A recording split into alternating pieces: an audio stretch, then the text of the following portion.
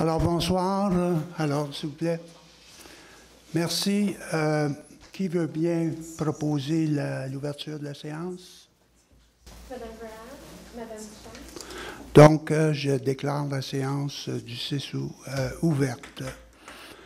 Vous avez tous reçu une copie de l'ordre du jour. Madame la greffière, est-ce qu'il y a des ajouts, des modifications?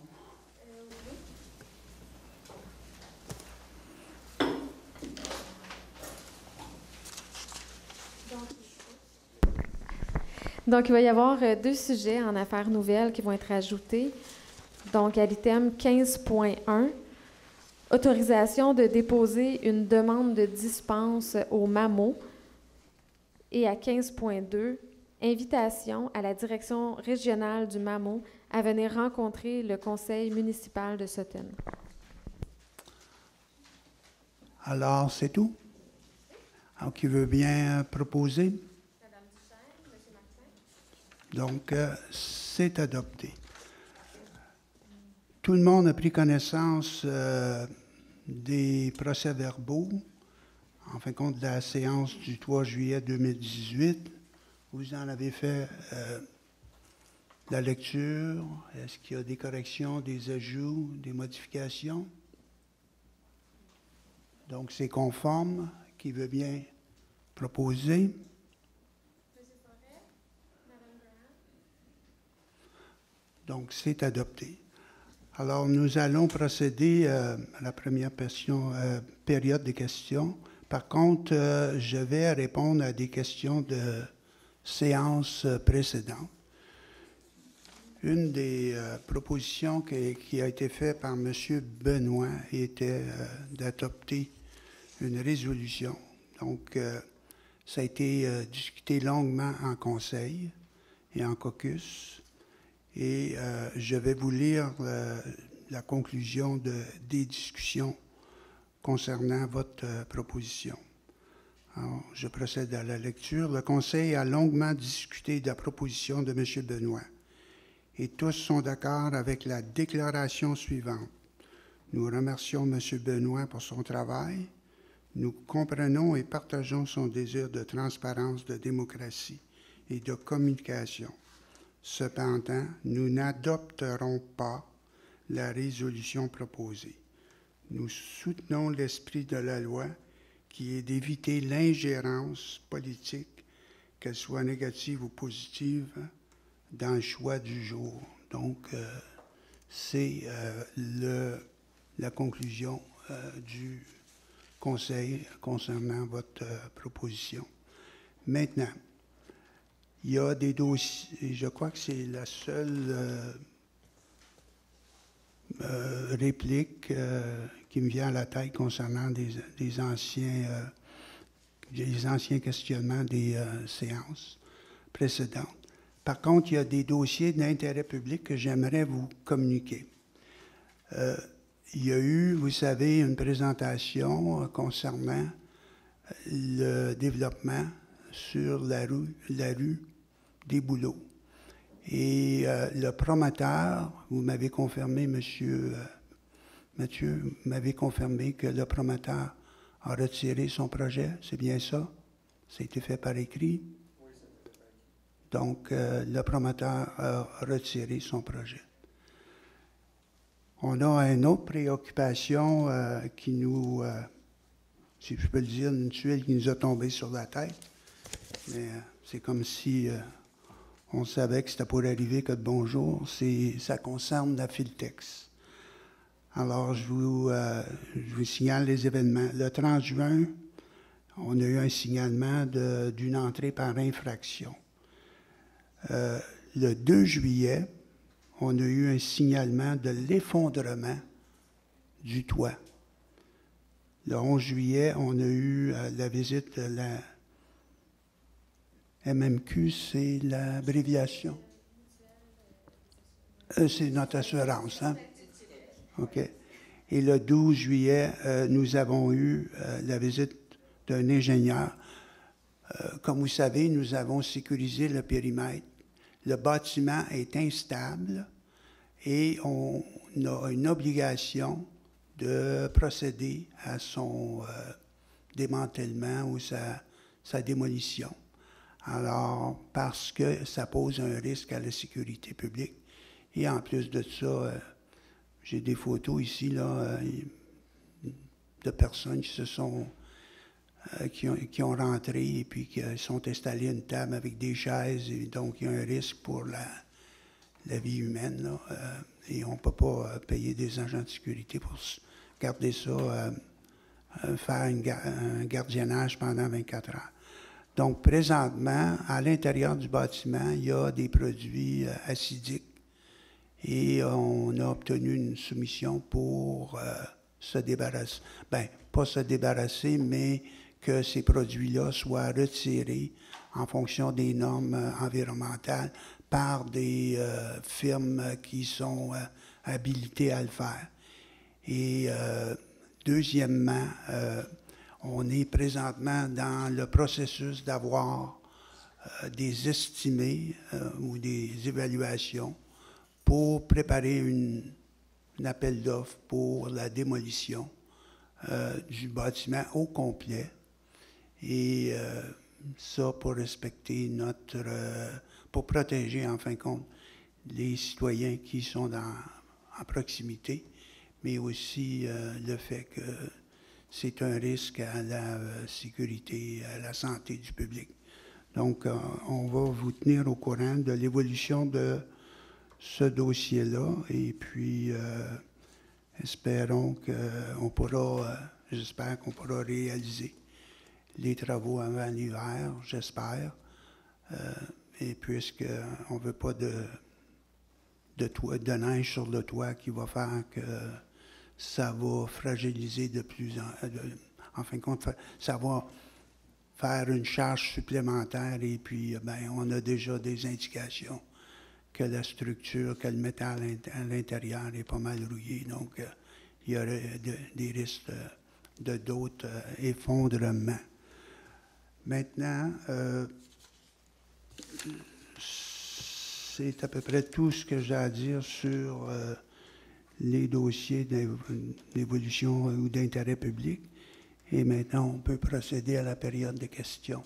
Maintenant, avant de procéder à la période de questions, après chaque réunion, j'essaye de faire un genre de débriefing. Puis un des commentaires qui ressort souvent, c'est qu'on me dit, Monsieur le maire, les gens ne posent pas des questions, ils font des interventions. En plus de ça, ben, ça devrait durer période de questions 30 minutes. Il fait chaud, là. Ça fait qu'on ne veut pas éterniser la réunion. Donc, je vais essayer d'être plus strict dans la gestion de la période des questions parce qu'on me demande de le faire, puis afin de permettre à tout le monde qui puisse poser des questions. Alors, pour ceux qui ont des questions, allez-y. Alors, moi, j'avais une question sur le FILTEX, mais avant de parler de FILTEX, vous me donnez l'occasion finalement de revenir sur ma proposition. Alors, la question? Alors, je veux juste vous rappeler que ma proposition, c'était de recommander au greffier de lire ça la fin de semaine. Ce n'était pas une obligation, c'était une recommandation. Maintenant, le fait que vous ne vouliez pas faire d'ingérence, ce que vous faites en même temps, c'est que vous avalisez un comportement, une décision qui prive de vote 30% au moins des contribuables de cette loi. Monsieur Benoît, vous exprimez votre opinion. Oui. Passez à la question, s'il vous plaît. Je vais quand même donner un cadre à ma question, oui. N'est-ce pas? Parce que je pense que c'est une précision importante aussi. Mais le deuxième volet dans ma proposition,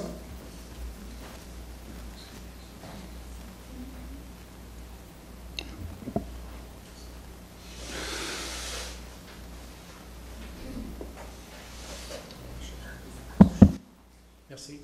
Alors, il y avait un deuxième volet dans ma proposition qui était de faire en sorte que lorsqu'on consulte les gens, on ait toute l'information disponible.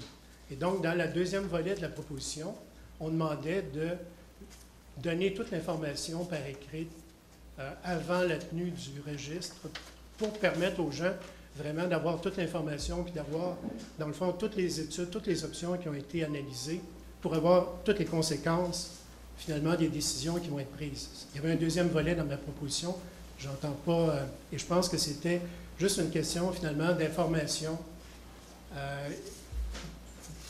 d'ouverture, de transparence que vous avez vous-même émis. Je reviens sur ma question, donc, ma question, c'est est-ce que vous allez me donner une position sur le deuxième volet de la proposition?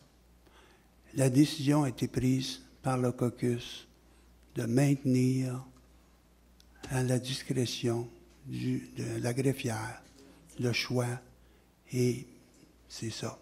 OK. OK, mais...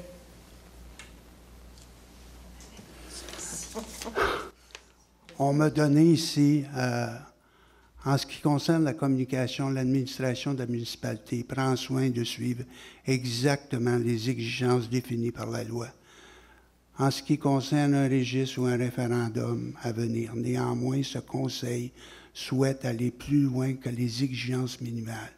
Nous voulons que nos citoyens soient fournis des informations claires et pertinentes sur la question à venir et consulter les citoyens le plus tôt possible dans un processus décisionnel, même si la responsabilité de la prise de décision demeure dans les mains des élus. Nous avons déjà commencé à faire quelques pas dans cette direction, mais nous reconnaissons que ce n'est qu'un début. Nous examinons actuellement des mesures concrètes dans le cadre du processus d'élaboration d'une politique de communication citoyenne et son plan d'action.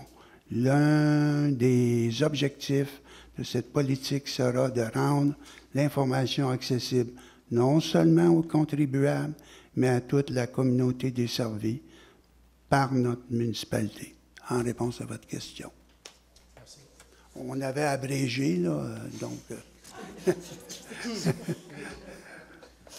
Donc, je reviens sur la question sur la Filtex, parce que j'avais appris effectivement qu'il y avait eu un problème sur le toit. Là. Mais ça fait donc, finalement, le temps passe vite, comme vous savez. Il y a un an passé dans votre administration. Où en est rendu le dossier de la Filtex en termes d'utilisation future? Il n'y a pas de décision qui a été prise. Premièrement, il va falloir faire toute la question de caractérisation. On va y aller par étapes. Mais je suis certain, convaincu, sans que j'en ai parlé directement aux citoyens, qu'il va y avoir une consultation publique à savoir qu'est-ce qu'on veut faire avec cet espace-là. Et corrigez-moi, là, conseiller, conseillère, je crois que j'ai lu dans vos yeux là, que c'est exactement ce que vous voulez faire. Alors, voilà. OK. Donc, vous engagez à ce qu'il y ait une consultation. Est-ce que vous pouvez dire à quel moment c'est envisagé? Bien, je n'ai pas d'échéancier, là. Ça va dépendre comment vite qu'on peut aller dans parce qu'il peut y avoir des surprises qu'on ne connaît pas. Donc, pourquoi commencer une consultation quand on ne connaît pas comment je dirais, les tenants et aboutissants là, de tout ce dossier-là? On veut être prudent, mais c'est certain que la population va être consultée. Merci. Vous demandez le droit de parole, là, Mme Graham? Allez-y. S'il vous plaît. Non, c'est juste aussi pour souligner le fait qu'il faut avoir plus d'informations au niveau avec par exemple, les études environnementales pour comprendre exactement l'état avant de demander l'opinion ou la consultation, parce que si on trouve, par exemple, qu'il y a vraiment des grosses limitations qui empêchent un genre de projet, par exemple, c'est peut-être un peu de temps. Donc, on va être bien informé au niveau de l'état du site avant d'impliquer les citoyens. Et aussi, j'ajouterais que nous allons être à la recherche. D'ailleurs, je vais m'asseoir avec conseillère Cohen demain pour regarder toutes les opportunités de financement, là, parce que c'est évident que ça va coûter quelques dollars là, de la démolition. Donc, on va être à la recherche de financement, là, voir s'il y a des programmes qui existent. D'ailleurs, on va se déplacer, on va le lire tantôt, là, on va se déplacer vers Québec pour une réunion et possiblement essayer de voir là, à Québec s'il n'y aurait pas, on est en période d'élection, hein.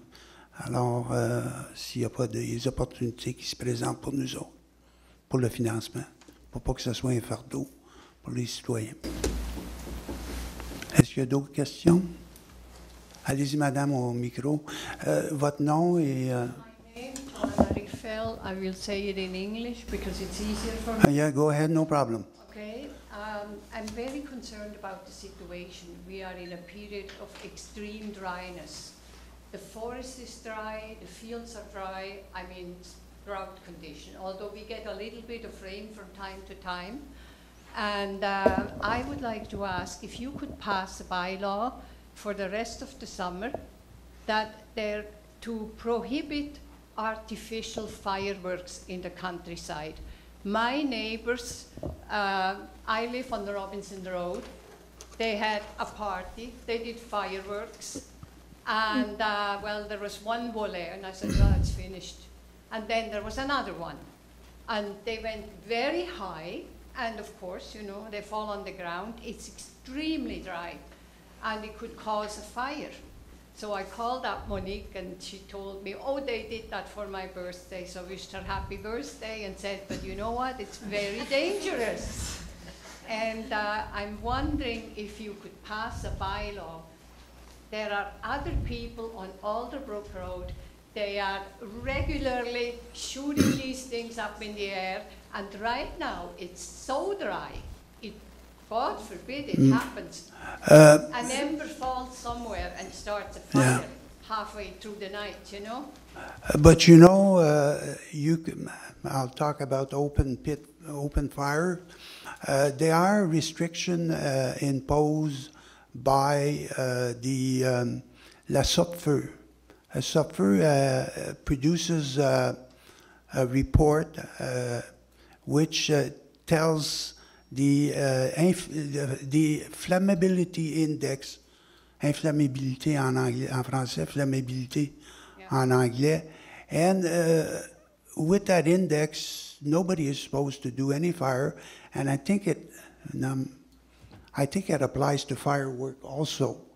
A lot of citizens don't realize that before they do an open fire in the backyard, it's very easy. Before I didn't do it, but now I'm mayor, I have to follow the rules. Eh? And so I go online and I say, when I'm going to do the fire, I apply, and you get the reply instantaneous. And it gives you the flammability index. In other words, even if you make an application, it will tell you you can't do the fire. So there's already regulation, but unfortunately people, but is there something we can do, Madame Graham, in communication-wise? Well, I would have thought it would make I mean, I think it's an excellent observation, if I may say so, and I think it would probably be worth your while, Monsieur le Maire, to have a word with Marc-Antoine Fortier to basically clarify exactly what is the situation. And it might then be very appropriate for at least us to put something on our website and on our Facebook page, drawing people's attention to that because you go, oh, you know, let's have fireworks, it's a great idea, and we forget. So really good observation. We'll follow up on it. Well, I'm grateful for that. You have another question? Yes, and that has to do with the water situation. Do we have enough water for all these projects that are sort of in the pipeline? And is there a bylaw that demands an impact study of what an area can take? Like how much water it would take, let's say, for a project like Le Vieux Verger, 70 units. How much water does that need? And where is that water coming from? Yes. Is that possible to study before a project gets approved? We have to, otherwise we... first of all, let me explain one thing. Le ministère, comment on l'appelle ce ministère-là? Wait, but I respect, no. But the standard that is imposed by the Ministère de l'Environnement, they have a different name now, is 260 liters, 240 or 260 liters per person per day. And we are exceeding that. We are exceeding, and I did the calculation last week, I believe, we're about 340, or we're exceeding it by, I think, 50%. So already we have to do closer management of la consommation. That's the first thing. The second thing is we had lots of leaks on the ground, but fortunately, our water technician, Yannick, has been very active, and he has found major leaks which weren't on our network, but basically were on the network of the owners, and they were repaired, so we have saved lots of water that way. Also, we are going to give a contract right now for the maintenance of our hydrants. And they have acoustic material where they can listen and determine if there's a leak, and they write us a report. So, yeah, yes, so, no. I know that, and I've mentioned this before, and I talk to the water technician every day, because I realize I'm here early in the morning, so he's always there and he has time, because that's the way he works. And I track that every day, what the water situation is. And you're right, there is going to be a certain limit to the amount of development we can do in regards to the water supply. Yes. We are vulnerable also. There's lots of water in the town, but we only have one well. We don't have a backup. And so there are lots of water questions which we're going to have to cross that bridge one of these days and figure out what we're going to do. As a matter of fact, I was talking to Monsieur Brézy just before the meeting in regards to water, because he has a lot of historical comment je dirais, knowledge in regards to our water situation. So it's a preoccupation. May I ask something? We did a water study 10 years ago when we elaborated the new planned urbanism.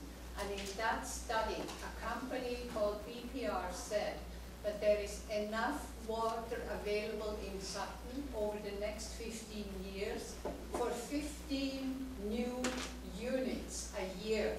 And I wonder if we have not already arrived at those 15 units per year in 10 years.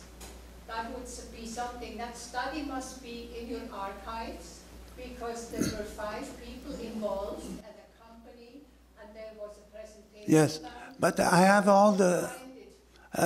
all the studies, I believe, that I could find. It's all in my office, and I've been going through that, and I realize, and trying to calculate volumes and percentage. So I think all that information is there.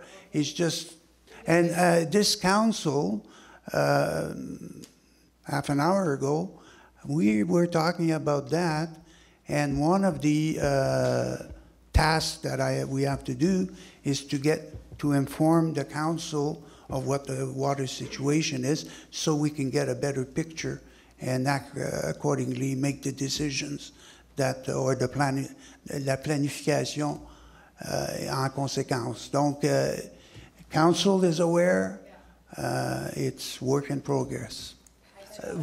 Oui. Allez-y, Madame Lefebvre. Excuse me, just before you go for your third question, I think there is a point of clarification that must be made. I think that the figure that Mr. Lafrance, Monsieur le Maire, was speaking about, the possible shortage of water, it was not concerning the village.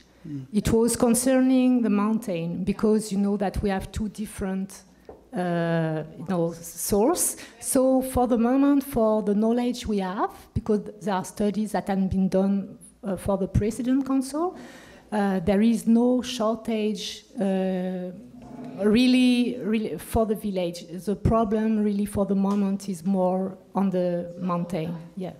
And when the condos are full, that's when there's more demand on water. And like I mentioned, and we're going to go en période d'étiage, which is usually in August when the water level is very low. And but last winter, we had 4 days of reserve. But right now we're not critical yet. Is there other water supply like a reserve, reservoir, and Gardner-Mason-Deep? Like I'm thinking there is these fires happening everywhere. Is there like a reservoir somewhere? Well, the fireman, I'll answer that question, and maybe that'll be the last one for you. The fireman I trained, we have mutual aid arrangement with different fire departments, and they work together. And what they do, and they actually, at the beginning of the summer, they had a practice at Brome Fair, where they use une piscine, and water trucks go and get water from different sources. Can be pumped from rivers, lakes, hydrant, and they bring it into that piscine, and then the fire trucks that are fighting the fire use that water, and that's what they were doing. I mean, Brome Lake was there, Farnham was there, Cowansville was there, and our fire chief was coordinating all of this action to make sure that all the fire trucks were able to have a constant supply of water. I witnessed it myself. I even took pictures. I can show you the picture. There are all these ponds too. Many people have ponds Yeah. that are helpful in a moment like that. Thank you for your preoccupation.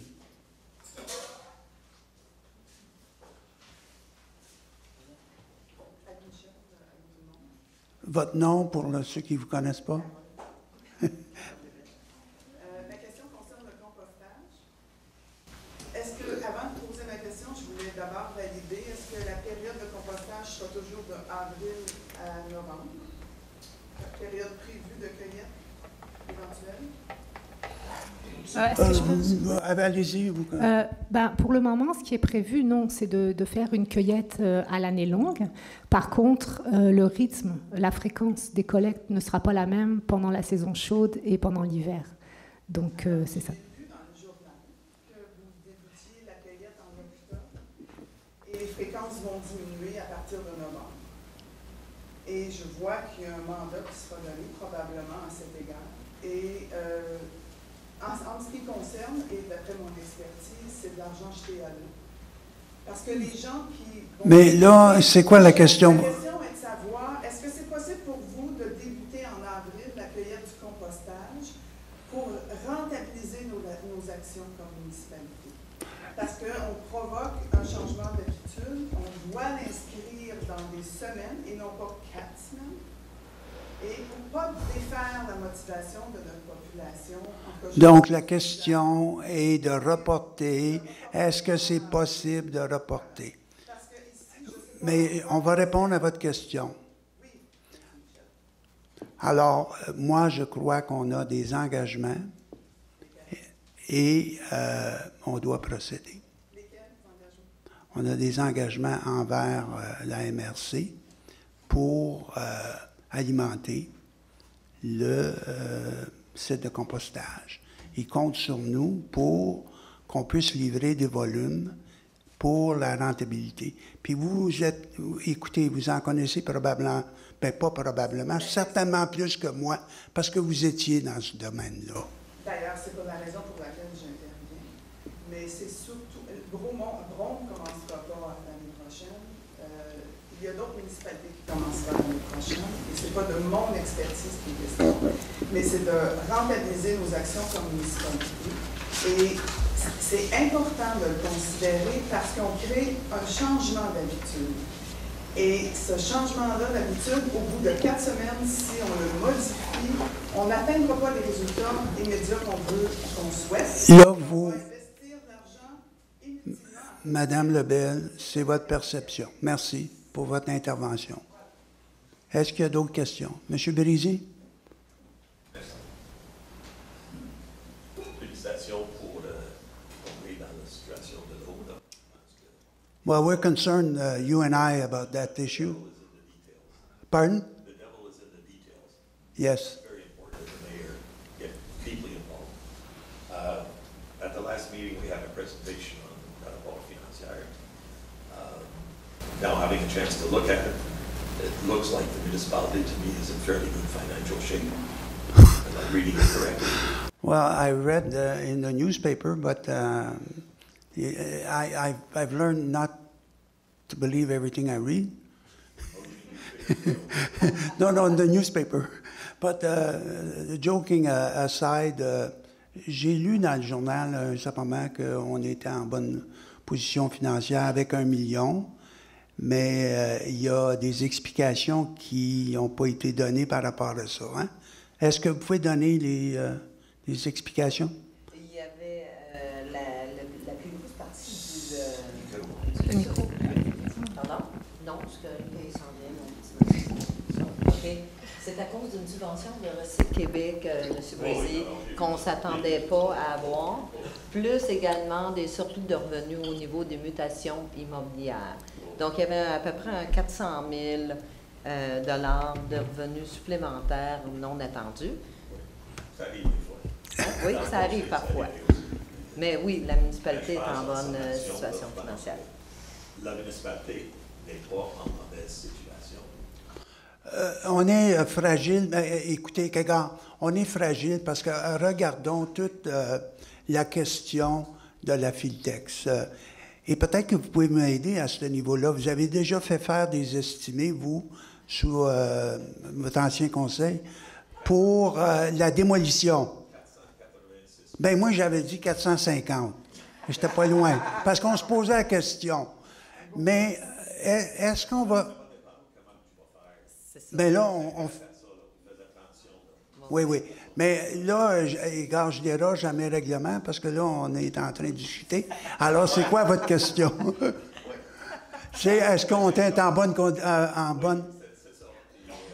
Parce que j'ai entendu une conseillère Mais... dans le public que c'est pas le cas. Puis, honnêtement, là, quand tu regardes les chiffres, là, Mais Madame Graham a brûle pour répondre à votre question. I seem to become the finance bulldog of the group. Well,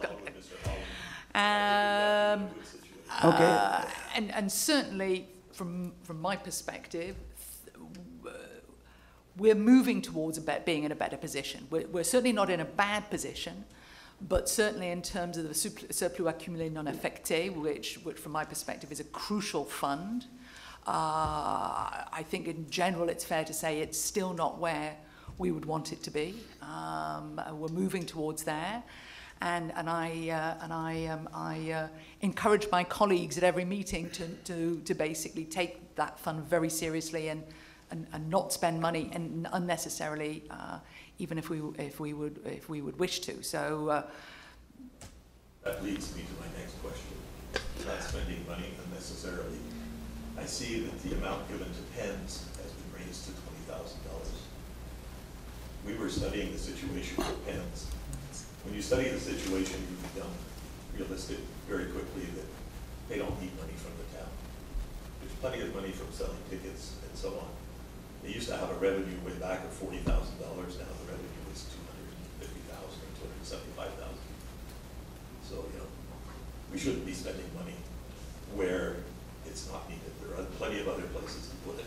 So, Monsieur Brisy, moi j'ai toujours compris que pour le PENS, il faut premièrement, on a une affluence grandissante de touristes qui aiment bien nos installations.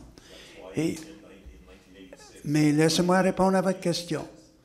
Et aussi, on a des gens, en fin de compte, on veut promouvoir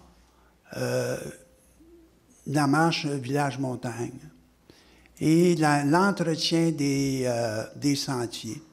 Donc, le but du PEN, c'est toujours de réinvestir dans les infrastructures, s'assurer qu'on protège nos infrastructures et possiblement faire du développement. Alors, c'est comme ça que moi, je le vois. Une autre question ou observation, là. On donne le droit de servir les carrés de la municipalité. Depuis que PENS a négocié avec Ponsatton, c'est bien évident qu'il y a une valeur à ça. Comme ça, vous êtes en train de négocier directement avec PENS. Ça, c'est quelque chose, vous êtes en train de donner un bien. Ça devrait être comme concessionnaire dans une arena ou d'autres choses qui devrait aller en soumission. La valeur de ça, c'est certainement plus que 100 000 $. Et je pense que dans le moment, je procède dans l'illégalité. Mais c'est une affirmation, une question. Mais c'est quoi la question là, que vous voulez me poser que je peux... Pourquoi tu procèdes de cette façon-là? Vous êtes en train de négocier avec PENS pour donner quelque chose de valeur à eux autres.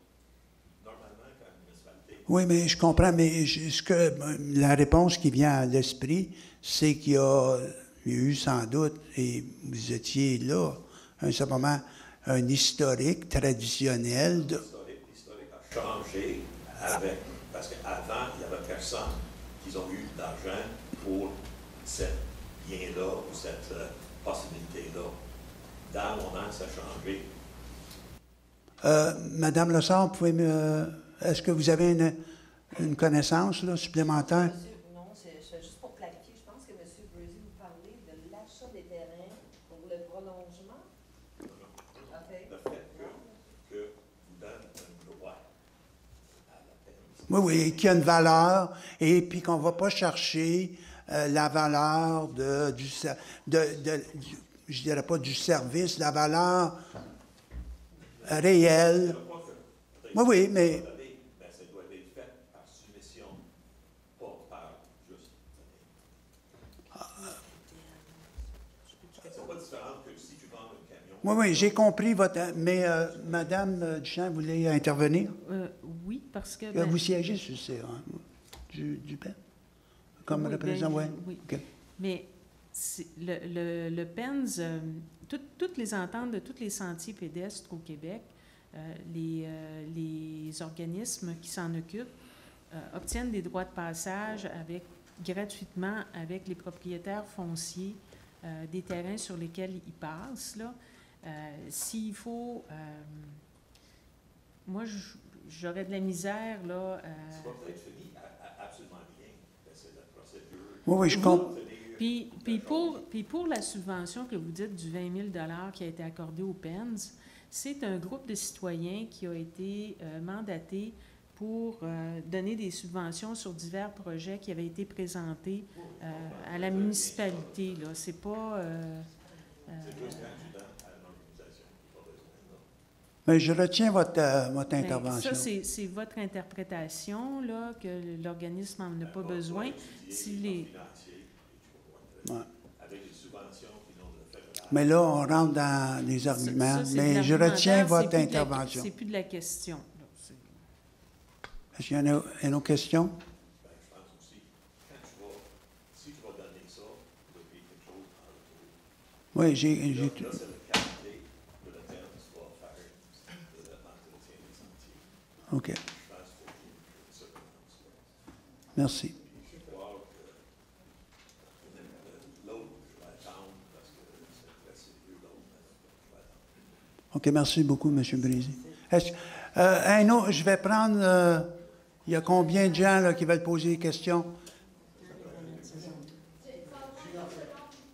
Bon, allez-y, là, mais je vais terminer bientôt. Là.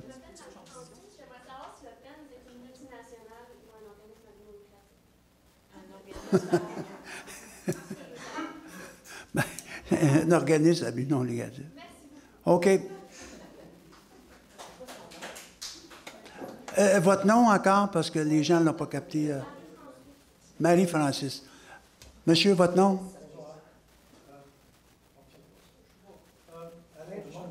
Monsieur Dumont, allez-y. J'ai une constatation à faire, ensuite je vais vous poser une question. Mais votre constatation va être courte, j'espère?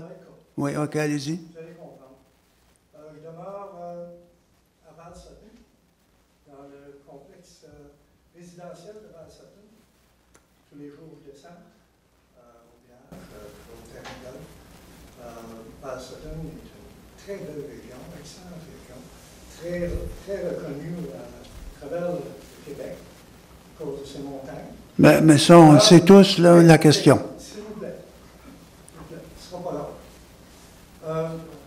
Puis, à tous les matins, toutes les fois que je retourne, je regarde la beauté de la région, je regarde la condition de la route. Le chemin est lamentable. C'est l'opinion de tous les résidents des complexes. J'ai même rencontré aussi plusieurs voyageurs qui visitent le Fens, des cyclistes. Je leur ai demandé leur opinion. Leur opinion, c'est la même chose que la mienne. Il y a une lettre qui a été envoyée en 2016 par le syndicat des complexes sur la condition pour inciter les conseils de voir la réflexion majeure du chemin réel. Alors, par curiosité, je veux voir qu'est-ce que vous avez l'intention de faire avec notre chemin, si on peut appeler ça un chemin. Oui, c'est quoi? Ceux qui n'ont jamais vu la route, le chemin réel, allez faire un tour au Canada. Monsieur, merci. Alors, OK, c'est sûr que, Mathieu, le chemin réel, là, pour ma compréhension, c'est-tu MTQ ou c'est nous? C'est nous. C'est nous, OK.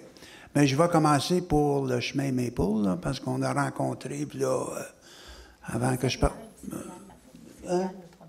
Oui, mais je veux faire l'intervention par rapport aux conditions des chemins, du chemin Maple.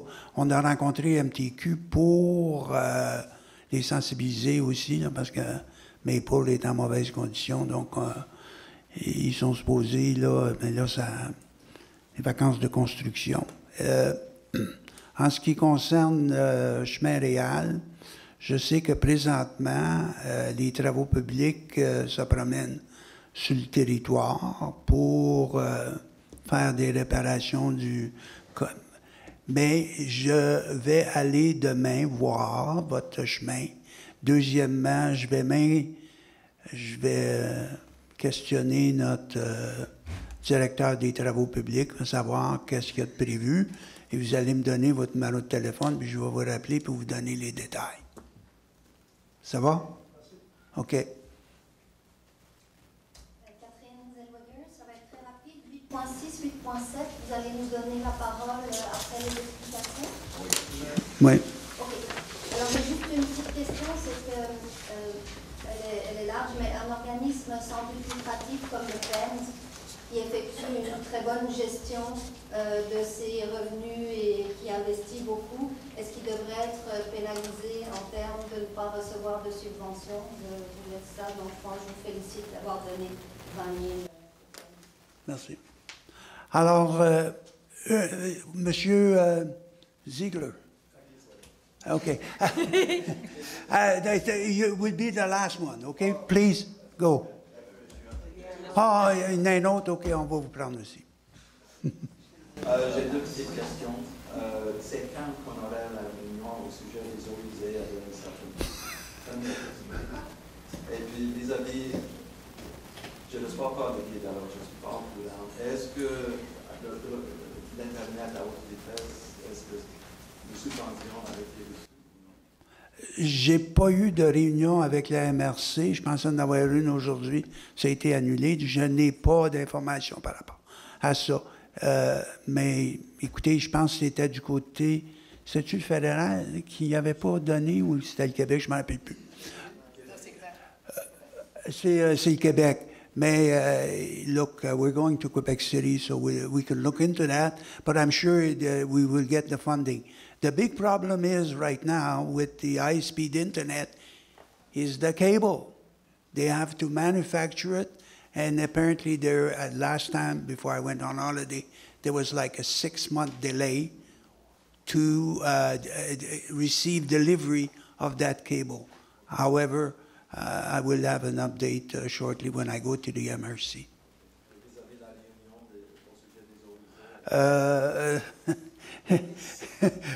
We talked about it today. Yes, we have to do something about that. And we don't have a date yet. Within X number of months, if you can tell us. Yeah. Before the end of the year, I think. The end of the year. Yeah. We need more information from the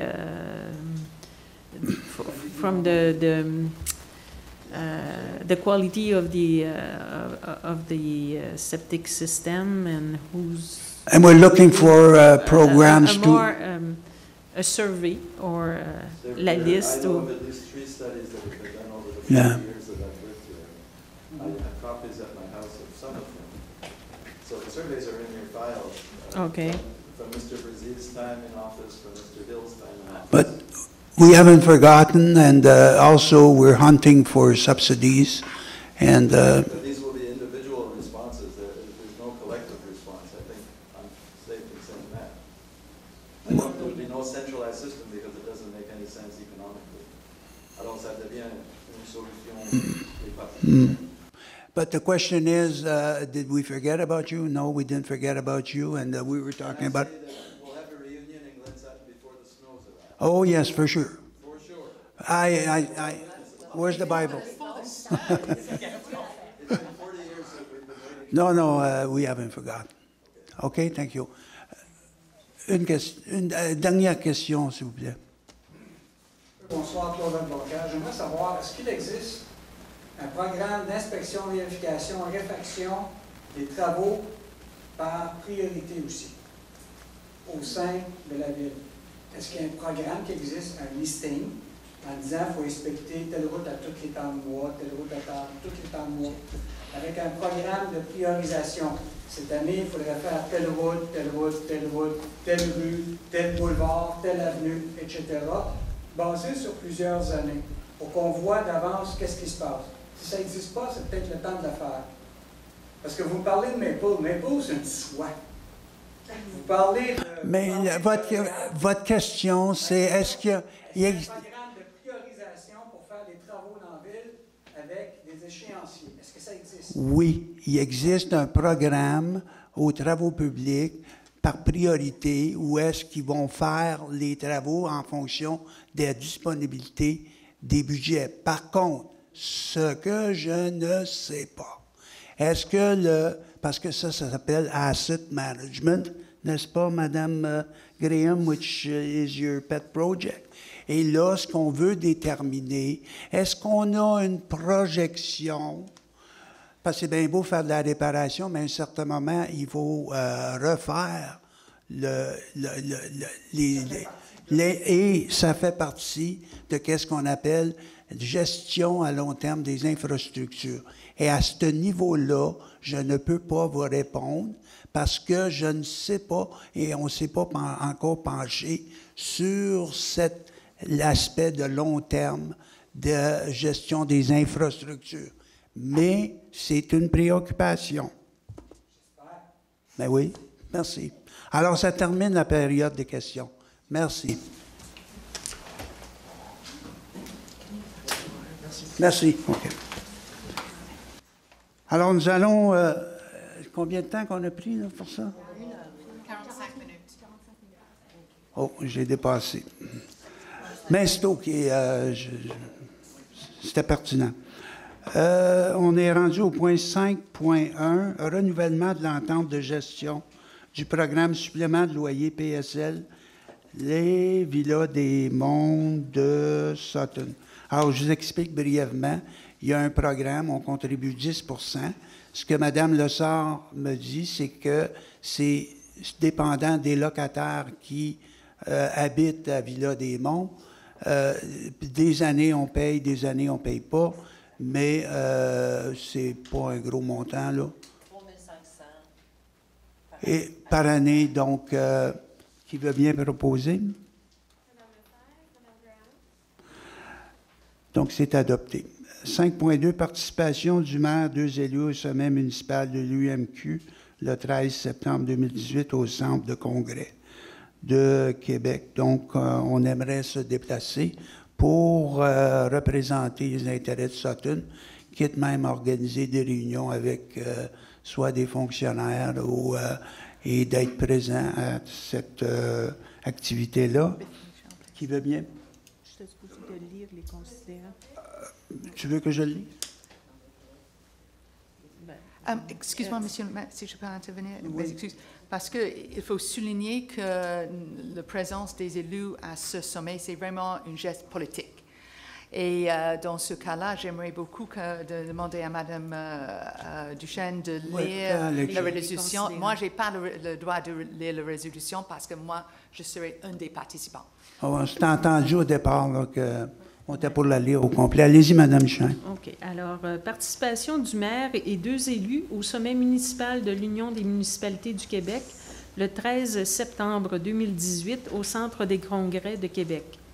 Considérant que les municipalités québécoises sont grandement dépendantes de la taxe foncière dans une économie de plus en plus numérique qui tend à se dématérialiser, considérant que la reconnaissance des gouvernements de proximité doit se traduire par des actions qui donneront aux municipalités les moyens d'exercer pleinement leur rôle, considérant que l'autonomie, la fiscalité, la mobilité et l'occupation du territoire sont au cœur de la plateforme municipale de l'UMQ, dont la ville de Sutton est membre, considérant que le 14 septembre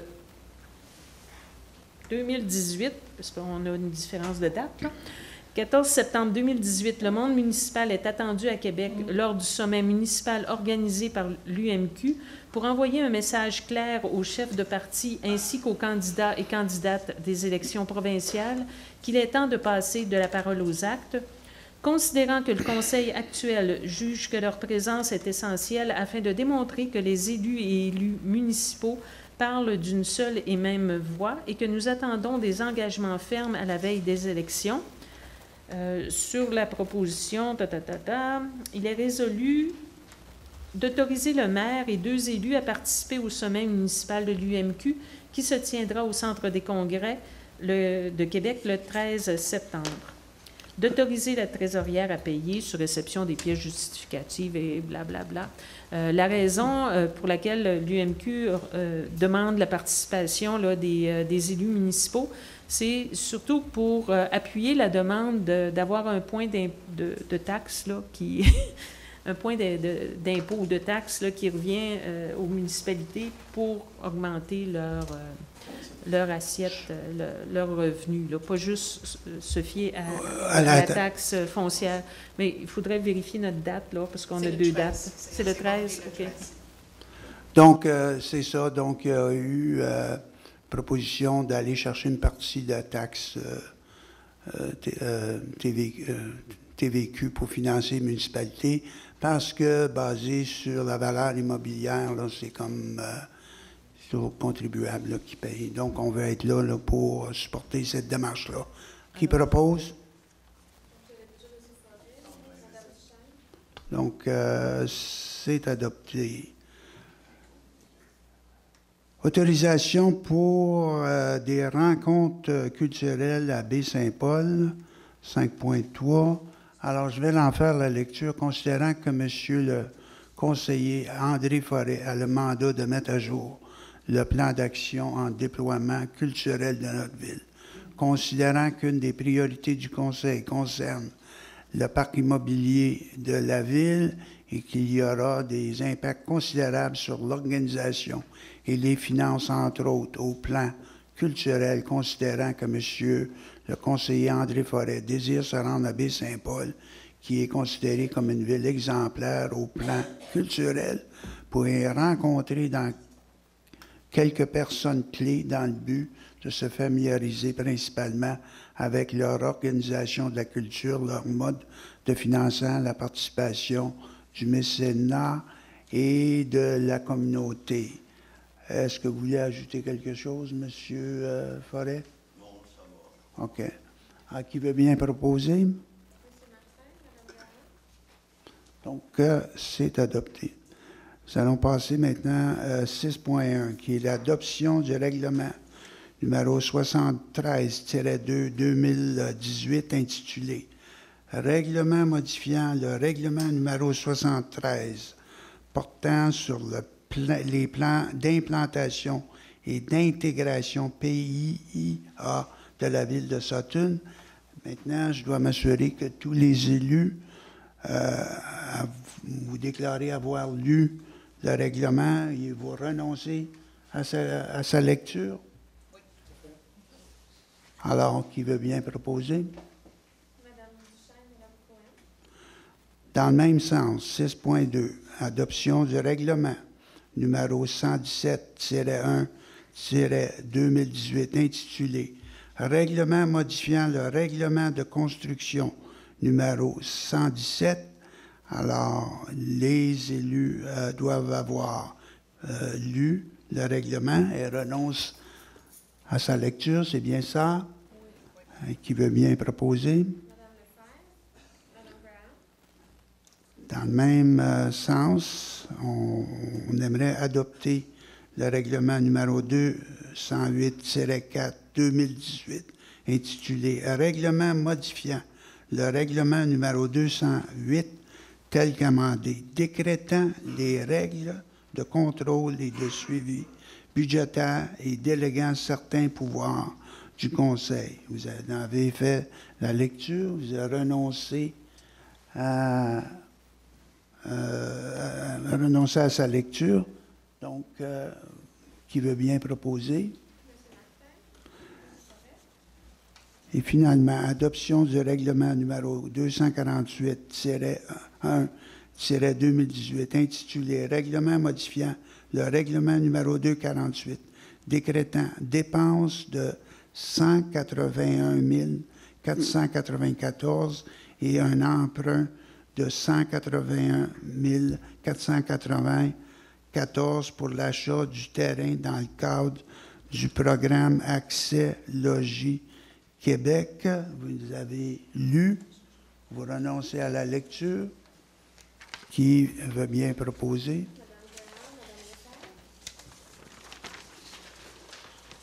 Alors, 7.1, c'est le dépôt du rapport de dépenses autorisé pour la période du 1er juillet au 31 juillet. C'est un dépôt.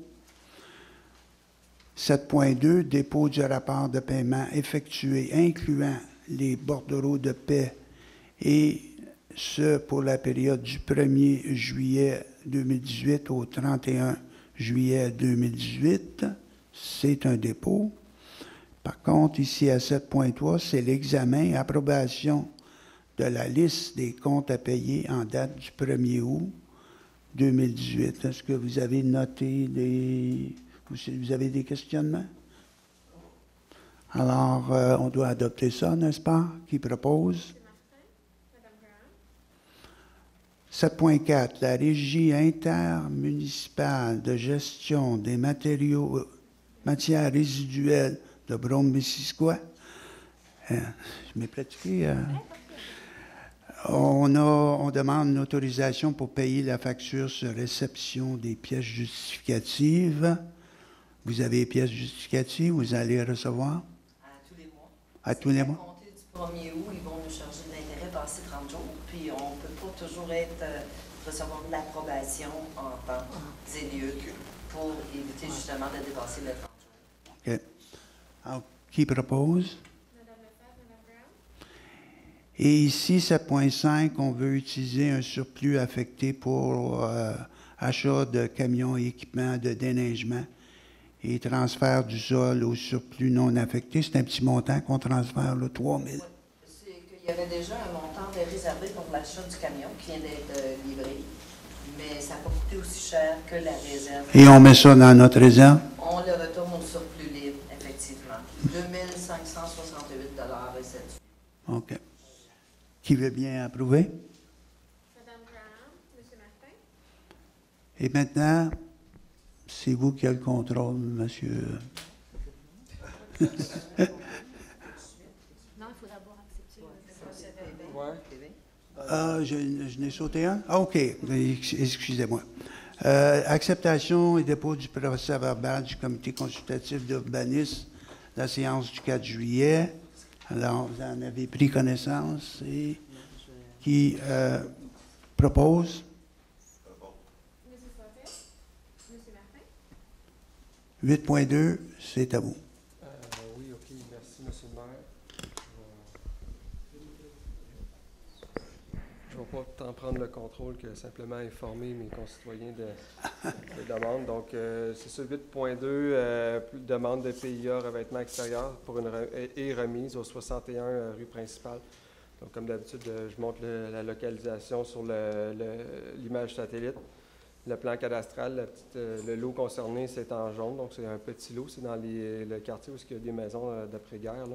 Donc, description des travaux, changement du revêtement extérieur, construction d'une remise, située dans la zone C05, dans le secteur du noyau villageois. Donc, c'est pour ça que cette demande-là est devant nous ce soir. Donc, on va changer on va remettre des matériaux, donc ça va être très joli. Là. On a revêtement mural enclin avec, pour les pignons, on va garder les bardeaux de cèdre, là, qui sont un revêtement quand même assez noble.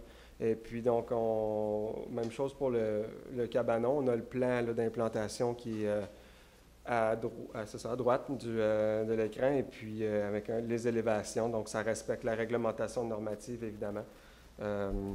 Ça va être le même revêtement pour la remise que la maison. Donc, la recommandation du comité consultatif en urbanisme était favorable. Les critères sont respectés suffisamment. Dans le fond, on vient quand même porter une belle attention là, à cette petite maison-là quand même. Là. Donc, qui propose? Madame Duchesne, Madame Cohen. Adopté. Oui, prochaine demande encore à PIA. Cette fois-ci, on est encore dans le noyau villageois. On se transporte à 10 rue Mountain. Excusez-moi, c'est ma maison.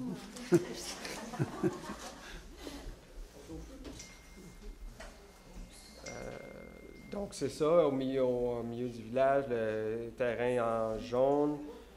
Ça, c'est, la description des travaux, c'est remplacement du revêtement de toiture. Donc, on va venir porter un revêtement métallique, très intéressant, garantie 40 ans. Ça va être le revêtement de toiture en acier de calibre léger prépeint de type Galvalume. Ça, c'est la couleur, là, c'est pas le métal brut, là. Il y a quand même une teinture qui est cuite dessus. Là. Donc, la recommandation du comité consultatif était favorable. Les critères sont respectés. Le bardeau d'asphalte est remplacé par un toit métallique, là, ce qui est une bonne amélioration au bâtiment existant. Qui propose? Madame Duchesne, Monsieur Forêt. Donc, c'est adopté. Je vais en chercher. Je vais aller chercher. Allez-y. Ça va. Oui, donc, OK, je vais poursuivre. 8.4, un autre PIA, cette fois-ci de bâtiment accessoire. Là, on est rendu dans le PIA de secteur montagne, donc l'autre règlement. Les lots touchés, donc sur la rue Mont-Sotonette, au 186. Construction d'un bâtiment accessoire, une remise pour cette petite maison-là située en zone H39. Donc, un bâtiment accessoire doit passer ici. On a le plan d'implantation. C'est un grand terrain constitué de plusieurs lots, là, mais donc c'est considéré comme un seul unité d'évaluation. Donc, l'implantation projetée est conforme. Et puis, ça, c'est comme une image du cabanon avec une photo du terrain. Là. 8 pieds par 12 pieds, donc un shed assez normal. Recommandation favorable du CCU. Les critères sont respectés. Il n'y a pas vraiment d'impact sur le paysage. Là, c'est en cours arrière. Qui propose? Madame Duchesne, Madame Graham.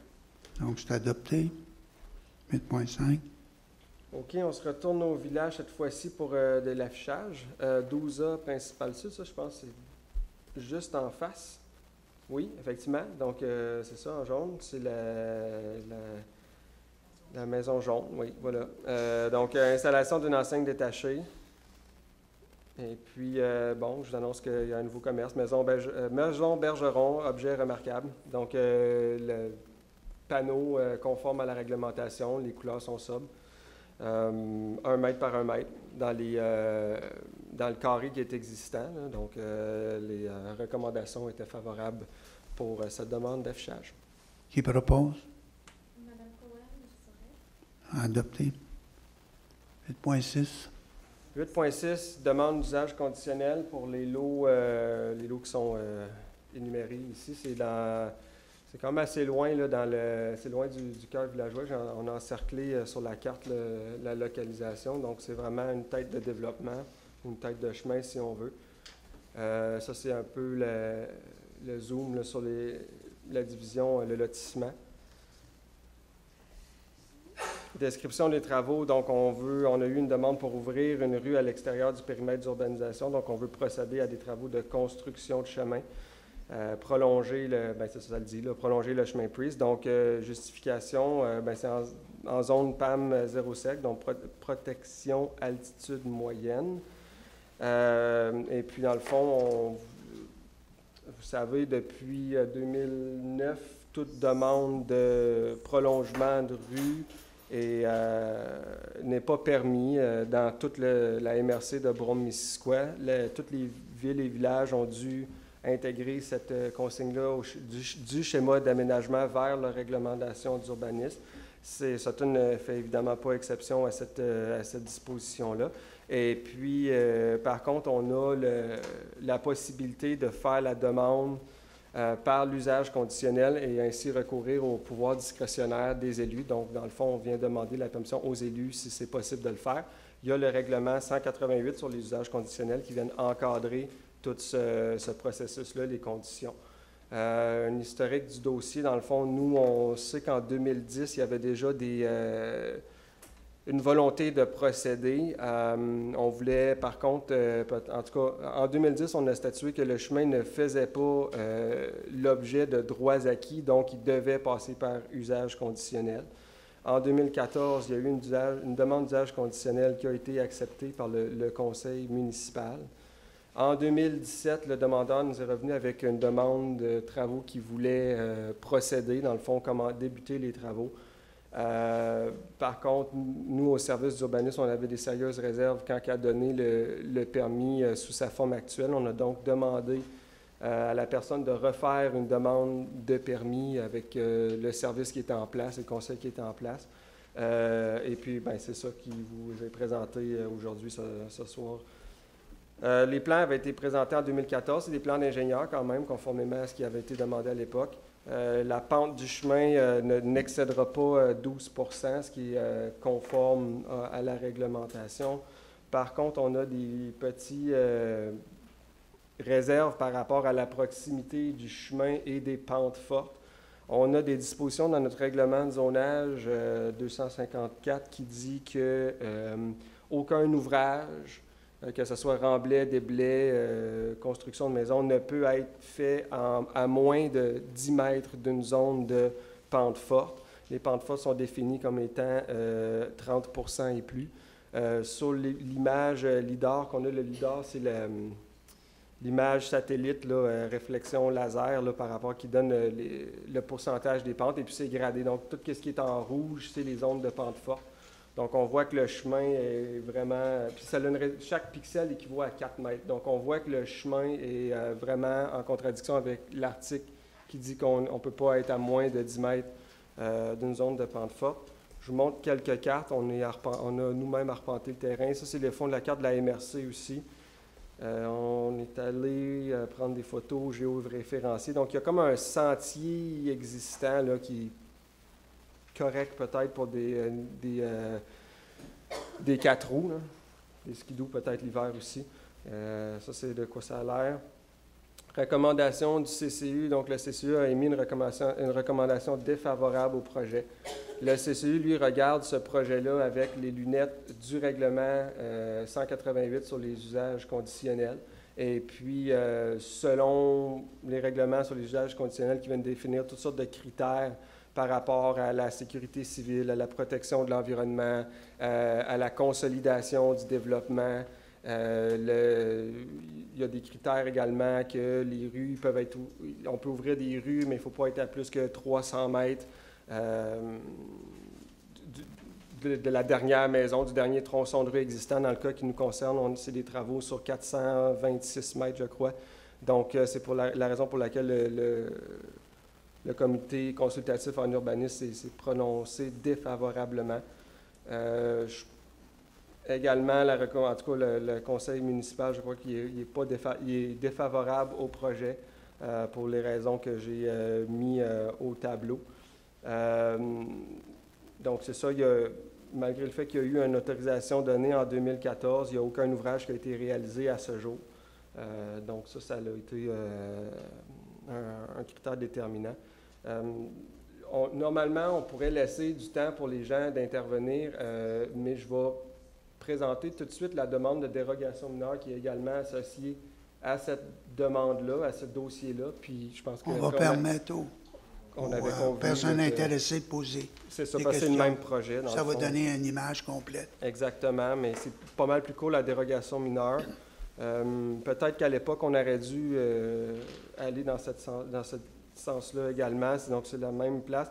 La dérogation mineure, c'est vraiment pour venir, parce que dans l'usage conditionnel, on peut venir autoriser des usages encadrés par certains critères. Puis l'usage, normalement, si on dit on peut permettre de faire d'une route, de faire d'un usage pour, mettons, faire des maisons, ça va pour l'usage. Par contre, dans cet outil urbanistique-là, on ne vient pas réglementer ou encadrer tout ce qui est implantation. Puis comme j'expliquais tantôt, la bande de protection de 10 mètres par rapport à la zone de pente forte, ça touche à l'implantation, donc on doit statuer là-dessus.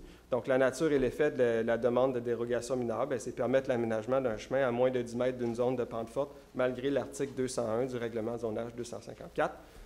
La recommandation du CCE était défavorable. Eux autres, ils ont trouvé qu'il fallait être conséquent avec la demande d'usage conditionnel. Donc, le projet dans son ensemble n'est peut-être pas souhaitable. La recommandation du conseil municipal, je crois qu'également posait des sérieuses réserves par rapport à toutes sortes de critères, là. Donc, c'est ça. Donc, est-ce que les personnes intéressées ont des questions à poser?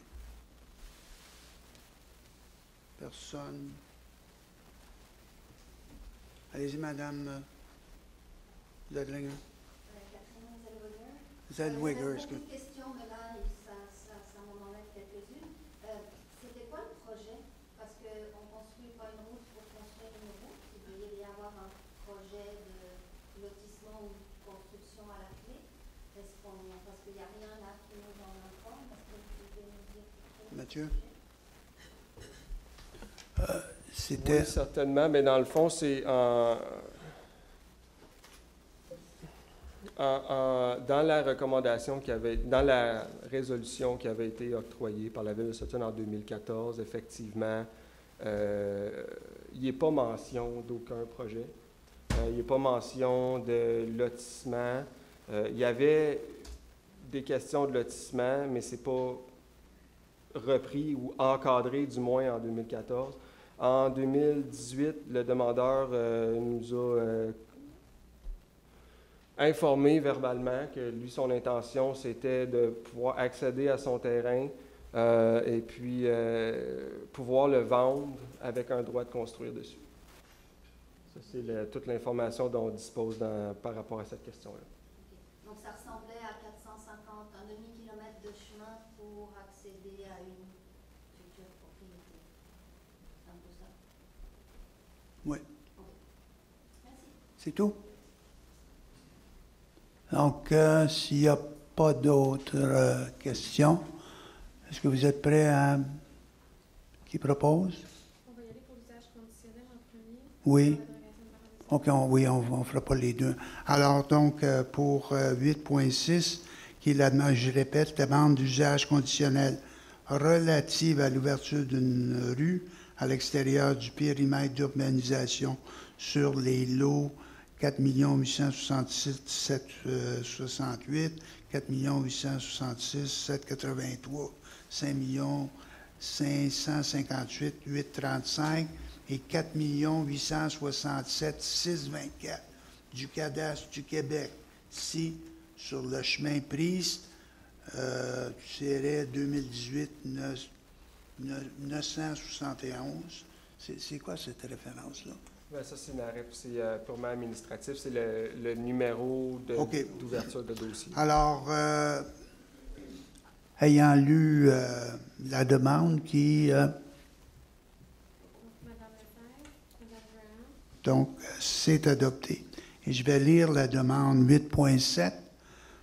Demande de dérogation. Oui, c'est ça. Ben, c'était... OK.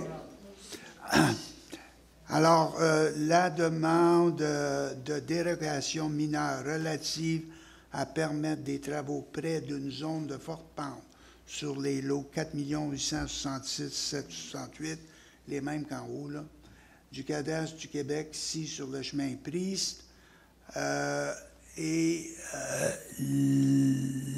la résolution est pour contre. Donc, qui propose? Oui, refuser la demande. Donc, c'est refusé sur les deux plans. Merci. 8.8. Oui, on poursuit. Donc, on a le 8.8, on est rendu dans l'agriculture à cette heure. Donc, demande d'autorisation à CPTAQ sur le chemin Woodard, lot 4 849 147. Donc, indiqué sur l'image satellite. C'est projet de vignoble, là, c'est les belles vignes qu'on voit maintenant, là, qui ont déjà 2 ans là, sur la route 139, mais là, c'est de l'autre bord, donc comme indiqué en jaune. Là. Donc, description des travaux, demande d'autorisation à des fins autres que l'agriculture pour la construction d'une résidence. Ça va? OK. Donc, situé en zone agricole pour la ville, A05, A07, situé en zone verte pour la province. Par contre, vu que la résidence est un usage qui est autre que l'agriculture, on doit demander à la commission l'autorisation. C'est conforme à la réglementation municipale, la demande. La ville est favorable dans le sens que c'est ce qu'on appelle une résidence qui va être attachée à la terre, donc ça fait pas il n'y a pas de lotissement supplémentaire. On a une construction c'est pour le propriétaire, l'exploitant du vignoble. Le projet de développement a déjà 18 000 vignes, comprenant un chai de production, de vente et de vin. Donc, lui, au niveau de la CPTAQ, comme producteur agricole, ces choses semblent être en ordre, mais on pourrait se tromper, ce sera la province de faire ces vérifications. La demande ne porte pas atteinte au potentiel agricole des lots visés par la demande et des lots voisins. Dans le fond, lui, la façon que la terre est exploitée, c'est déjà tout planifié. Conforme à la réglementation vitivinicole, comme je disais, effet sur le développement de la région causé par le fort potentiel du vin en tant qu'attrait. Donc, c'est... Qui propose? Madame Duchesne. Donc, c'est adopté. Allez-y. 8.9, rénovation PIA pour le 26 à 26B, principal sud. Ça, c'est oui, c'est ça, là. Donc, description des travaux, modification des travaux auparavant acceptés par l'ajout d'un balcon sur la façade latérale droite. Lui est situé en zone commerciale C03, mais c'est mixte, là, on peut avoir le logement également. Et puis, ça passe à cause que c'est dans le noyau villageois, le PIA. Lui, c'est ça, c'était vraiment pour sa galerie qui est comme en porte-à-faux au-dessus de la rivière. C'était pas dans les plans qui avaient été précédemment autorisés, dans le sens que les travaux exécutés ont différé un peu des travaux présentés. On a quand même essayé de travailler avec le demandeur pour voir si on pouvait pas, s'il n'y avait pas une ouverture pour accepter ça pareil. Donc, dans le fond, nous, c'est sûr qu'au niveau de la réglementation, en tout cas, c'est la réglementation que sur la rive, tous les travaux, tous les ouvrages, tous les travaux sont interdits. Mais cette réglementation-là, elle fait juste découler, dans le fond, de l'article 22 sur la loi sur la qualité de l'environnement, que pour ce genre d'intervention-là, ça prend un certificat d'autorisation de la province, ce qui est pas au dossier à l'heure actuelle, puis que d'après moi, il y aura sans doute jamais, là, pour toutes sortes de choses, de raisons. Donc ça, c'était les plans qui avaient été acceptés à l'époque. Donc on voit qu'il n'y avait pas de galerie, mais seulement une espèce de verrière. À l'époque, il avait été convenu que, que ce soit un galerie français, dans le fond, perron français avec un garde-corps puis des fenêtres qu'on peut ouvrir. Ça, c'est les travaux tels qu'exécutés. Donc il y a toute une section qui s'est rajoutée. Tout le monde a vu, je pense. Donc c'est ça. Et puis, ça c'est d'autres photos. Recommandations, donc non favorables malheureusement, malgré le fait que c'était un bel effort, tout ça. Peut-être il y a eu peut-être quelques libertés qui se sont prises. Le balcon a quand même un impact considérable sur la rivière Sutton, un fort impact visuel. L'acceptation de la présente demande causerait un précédent. Une des motivations derrière la recommandation du CCU, c'est que dans le passé, ailleurs, d'autres demandes similaires avaient été présentées, puis qu'il avait décidé d'appliquer la réglementation dure. Donc, ce qui s'applique à Paul, ça s'applique aussi à Pierre. Donc, voilà. Et puis, le problème là-dedans aussi, c'est que le fait qu'au niveau municipal, on autorise un tel ouvrage, ça ne rend pas nécessairement service aux demandeurs parce qu'il y a tout un autre pléthore d'autorisations à aller chercher, notamment au niveau de la MRC, qu'eux autres non plus semblaient vraiment pas chauds à l'idée. Et à la province, là, on ne peut pas se prononcer, mais ça semble assez difficile à obtenir également. Donc, c'était ça pour... Donc, c'est un refus.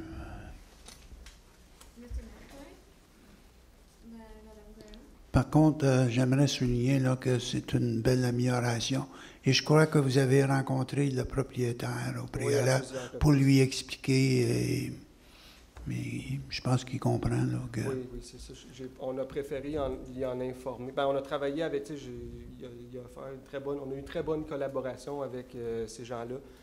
Puis nous, de notre côté, c'est que, puis on en avait parlé, on préférait l'avertir, lui, avant, par écrit, plutôt qu'en séance publique. Et voilà.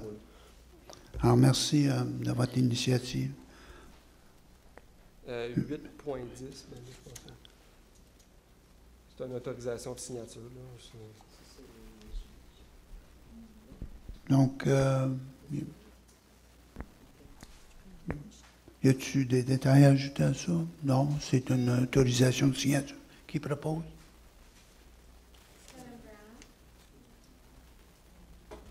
« 8.11.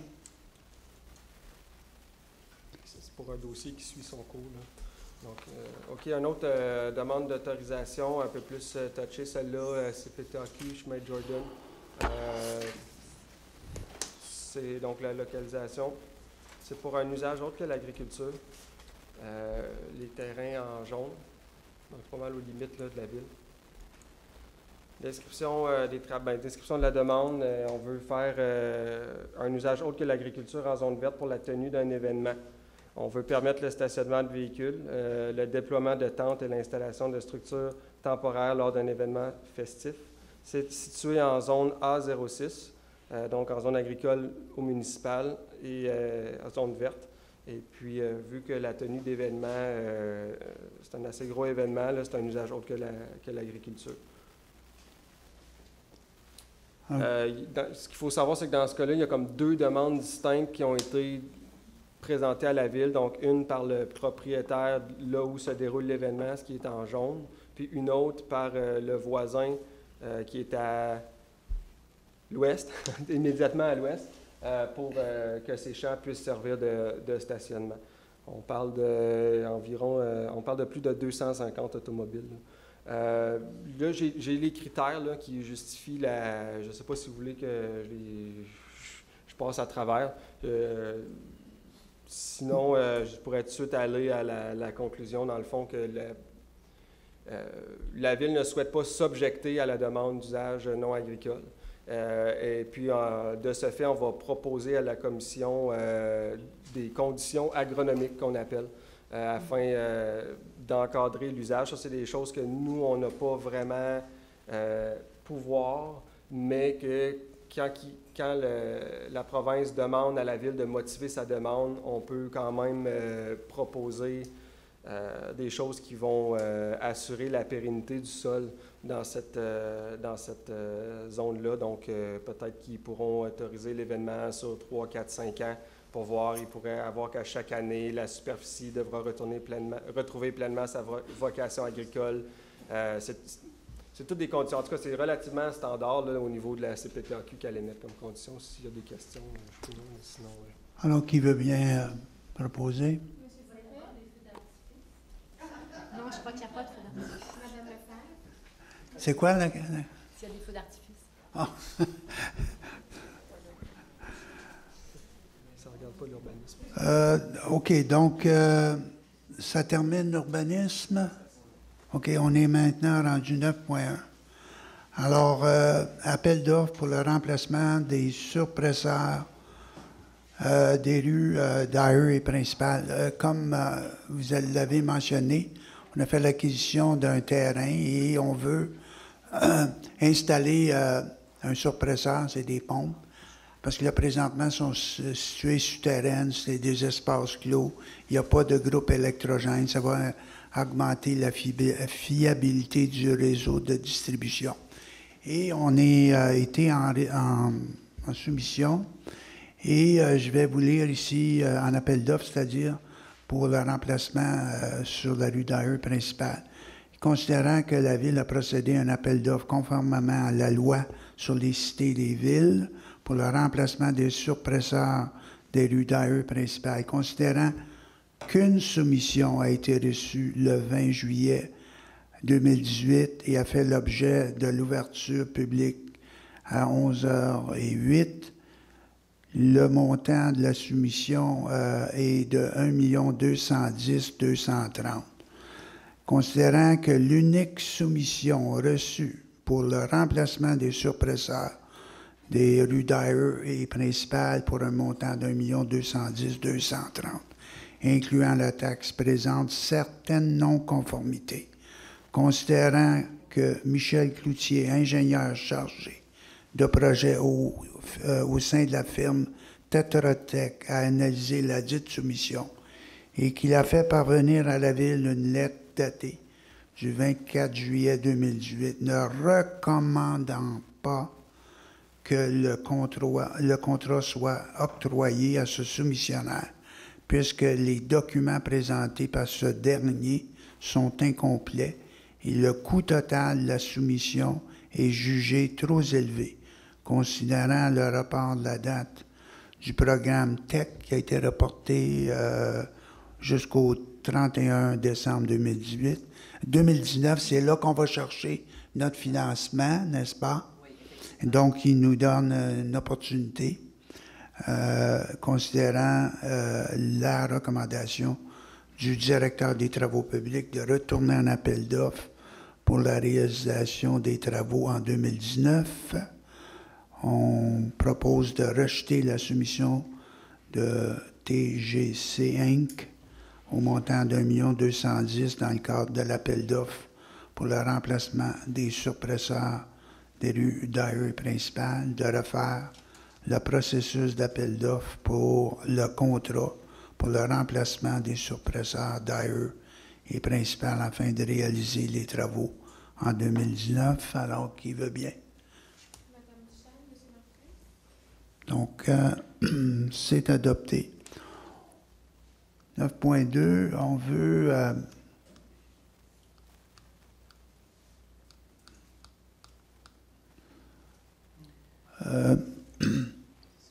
alors, je vais lire ici mandat pour des services professionnels en environnement, considérant que la Ville a demandé à la firme Nature Action Québec une offre de services professionnels en environnement pour l'implantation de la collecte des matières organiques, considérant que la Ville a besoin du support technique pour réaliser la coordination du projet, l'accompagnement et la gestion d'une ligne téléphonique, considérant les recommandations du directeur des travaux publics.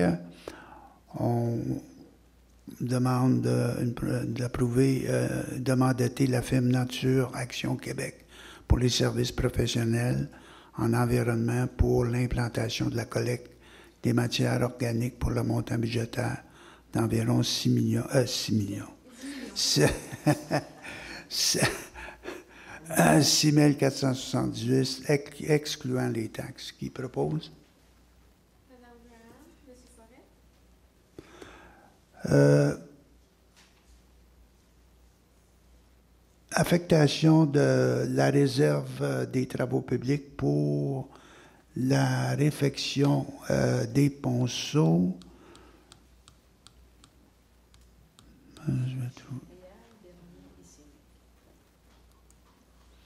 Donc, je vais en faire la lecture parce que c'est quand même court là, pour le bénéfice des citoyens. Affectation de la réserve des travaux publics pour la réfection des ponceaux.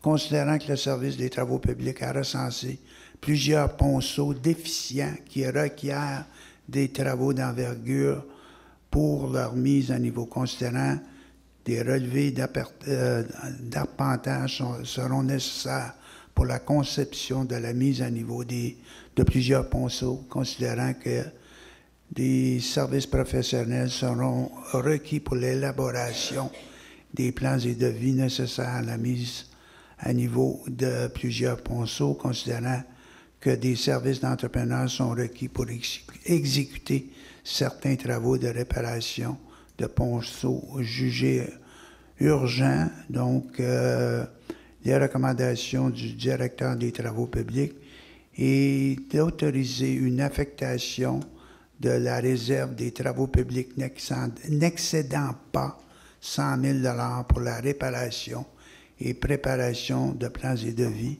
et la réfection de plusieurs ponceaux d'envergure. Est-ce qu'on a... On n'a pas les... Est-ce qu'on a les rues où c'est... Tu les as nommées? Non, mais c'est dans la montagne, ça? Ben oui, la chemin Bon.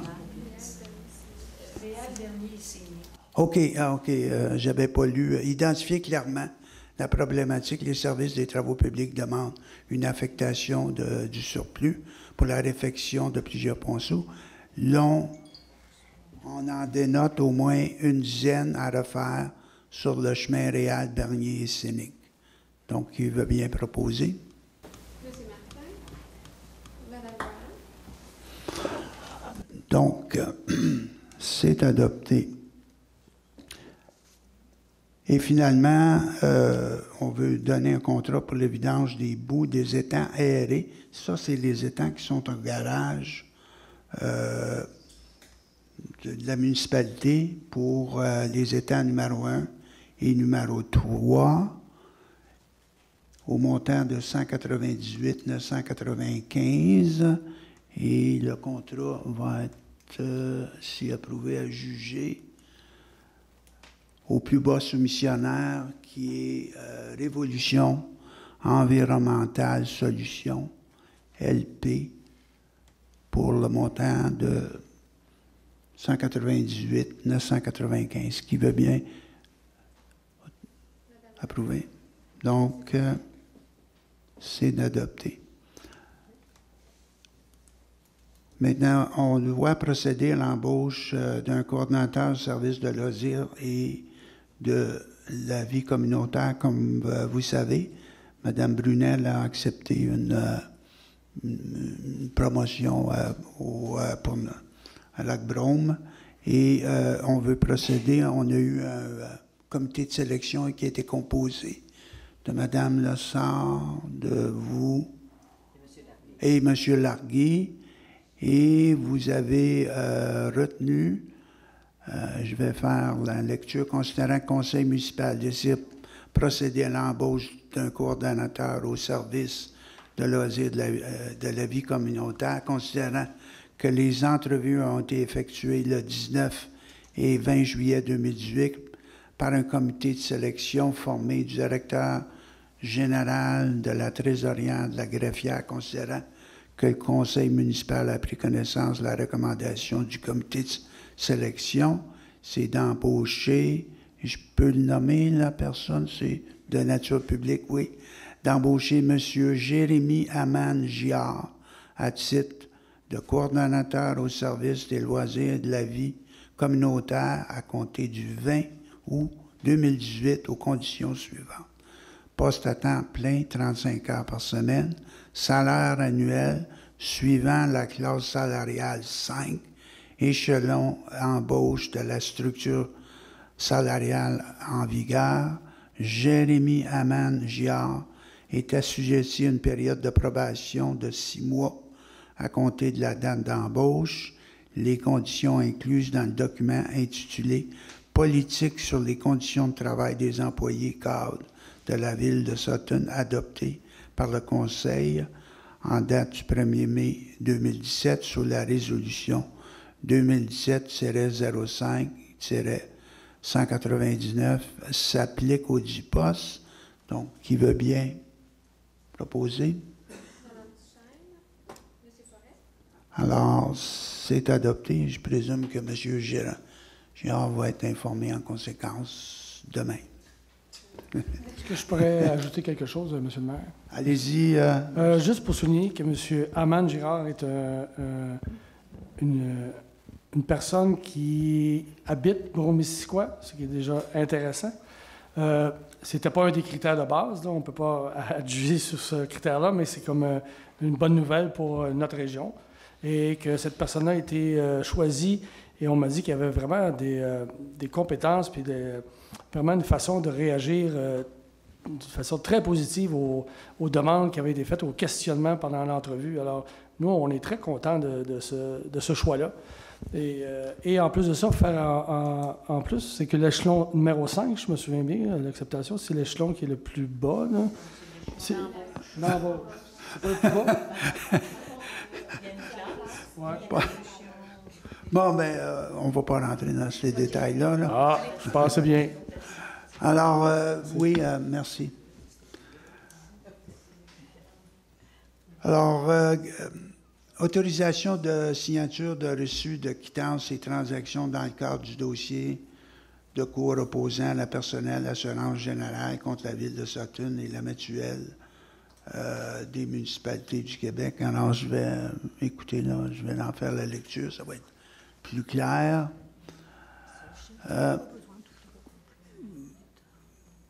Je vais faire la lecture quand même. Identifier clairement la problématique. La personnel assurance Inc. exerce des recours subrogatoires pour des dommages qui seraient survenus le ou vers le 23 juin 2017 à l'immeuble Si au 134 Jamel.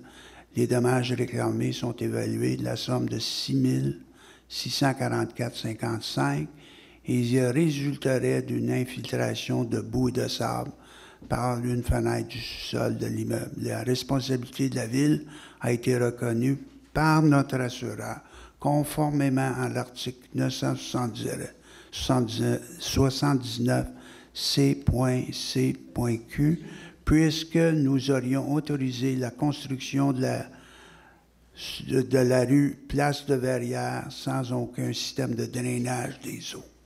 Depuis, n'a été mis en place. Toutefois, selon notre directeur des travaux publics, les margelles, ça c'est les structures qui protègent les fenêtres des sous-bassements, du règlement ne seraient pas conformes, ce qui, selon l'expert enseigniste, ne serait pas fondé. Un règlement a été autorisé pour 4 366,21. Donc, qui veut bien proposer la quittance? Donc, c'est adopté. Maintenant, nous allons passer à 12.1, autorisation à Mira pour la tenue d'un barrage routier le 25 août 2018, qui propose? Madame Cohen. Madame Lefebvre. Au niveau de la culture, 13.1, utilisation de certains terrains municipaux pour la tenue du Festival de violon traditionnel 2018, qui propose? Madame Cohen, M. Forêt. 14.1, collecte de sang à la caserne de pompiers, qui propose? M. Martin. Madame Cohen. 14.2, mandat à la firme Simo pour l'inspection des bombes d'incendie au montant de 4 756. Madame Graham. Madame Lefebvre. Autorisation de déposer une demande de dispense au MAMO. Ça, c'est pour les matières. Comme vous savez, le cycle 2000 s'est mis sous la protection de la loi sur les faillites. Et maintenant, on doit continuer à donner les services, sauf qu'on anticipe que les services vont être plus dispendieux puisque les distances vont être plus grandes. Et on n'est pas les seuls là, qui faisons cette demande-là. Il y a plusieurs municipalités, la MRC. On sollicite une dispense pour les coûts additionnels. Les contrats dépassant de 25 000 sans avoir fait un appel d'offres par invitation. OK. Pour être en position de fournir les services. Qui propose? Madame Graham, Madame Lefebvre. 15.2, invitation à la direction régionale du MAMO à venir rencontrer le conseil. C'est fait? On vient de le faire. Quoi? Parce qu'André, il avait pas su. OK, je comprends. Donc, on est à 15.2. Tu nous suis, M. Forêt? Vous nous suivez? OK. Donc, on veut inviter le MAMO pour venir nous... comment je veux dire? On a pris un cours au départ sur nos responsabilités des élus, mais là, on a un certain vécu et on a plus des questions...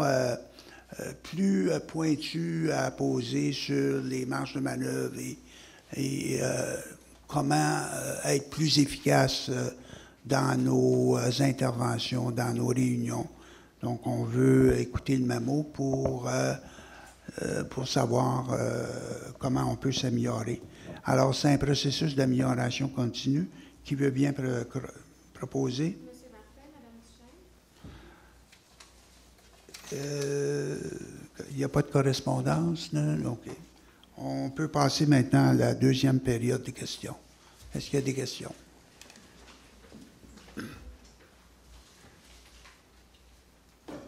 Bon, bonsoir. Picard Pascal. Bon, pour ce qui est de la Filtex, j'espère que vous allez mettre ça à terre avant les fêtes parce que ce qu'il faut penser aussi, c'est au déneigement de l'allée. Parce que si ce n'est pas déneigé, comment je fais ma porte de sortie qui donne sur l'allée? Là-bas, elle est de votre camp, parce que moi, ma porte de sortie, elle est sur l'allée. Si personne ne peut rentrer déneiger, on fait comment? Je suis très conscient, on est très conscient là, de la problématique, puis j'inspecte le bâtiment presque quotidiennement. En plus de ça, ce qui m'inquiète beaucoup, c'est la charge additionnelle qui va être mise sur cette structure-là. Si on attend qu'il neige, là, je pense qu'on court des risques de...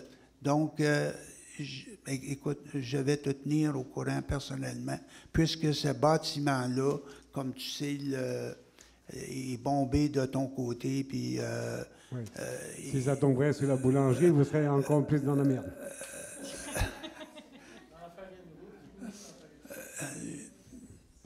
On va être proactif. Deuxième question. Vu que vous n'avez pas été capable d'obtenir une appel d'offres pour les suppresseurs d'eau, qu'est-ce que vous attendez pour réparer Western? Puisque la subvention qui devait réparer, devait mettre les suppresseurs, c'était du retour d'argent que vous avez de recycler. Mais cet argent-là... Je vais répondre à ta question, oui. Là.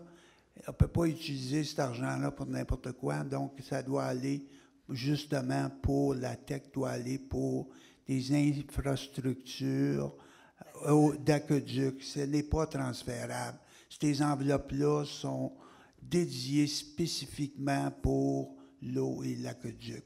Donc, il n'y a pas d'opportunité là. Ben moi, ça m'avait été dit que l'argent de Recyc Québec qui vous donnait, c'était pour refaire Western l'année prochaine?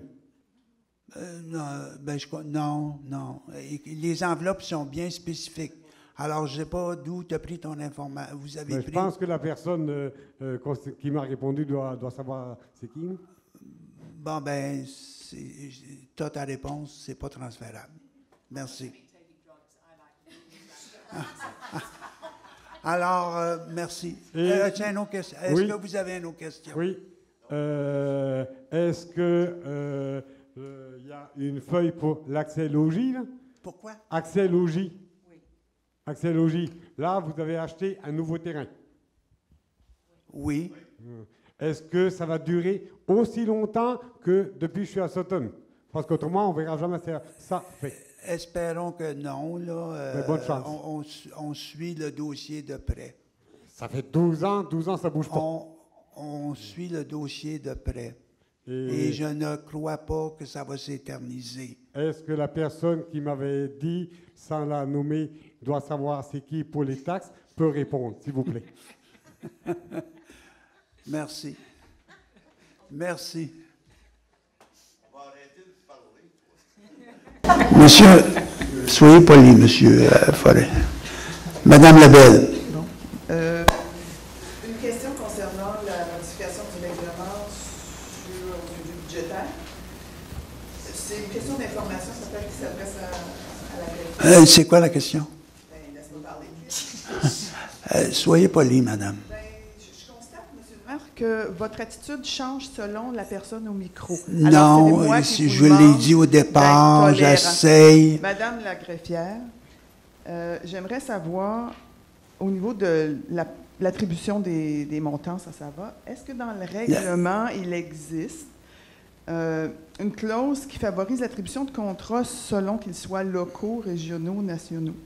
Madame Lebel, vous adressez la question au maire. Oh, Monsieur le maire, Okay. est-ce qu'il existe dans le règlement une clause qui spécifie que l'attribution du contrat peut aller, selon le service disponible, à une entreprise locale, régionale, nationale, internationale? Ça se fait dans l'attribution de contrat. Alors, ma question est de savoir, est-ce que cette clause-là existe? Premièrement, on va se situer par rapport à l'ordre du jour. Alors, vous faites référence à quel point, là, dans l'ordre du jour? 6.3.